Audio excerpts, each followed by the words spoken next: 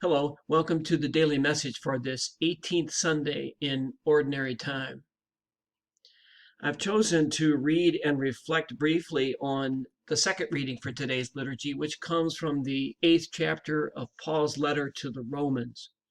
This has long been one of my favorite set of verses in Paul's letters because it gives me so much comfort in the face of all the things that can go on in life and in our world.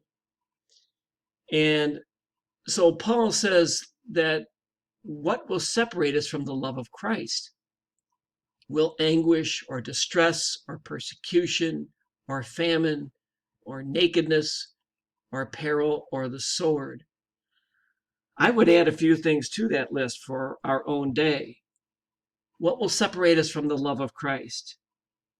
Pandemic, societal division, sickness, isolation, job loss, COVID anxiety?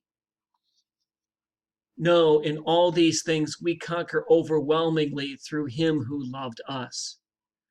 For I am convinced that neither death, nor life, nor angels, nor principalities, nor present things, nor future things, nor powers, nor height, nor depth, nor any other creature will be able to separate us from the love of God in Christ Jesus our Lord.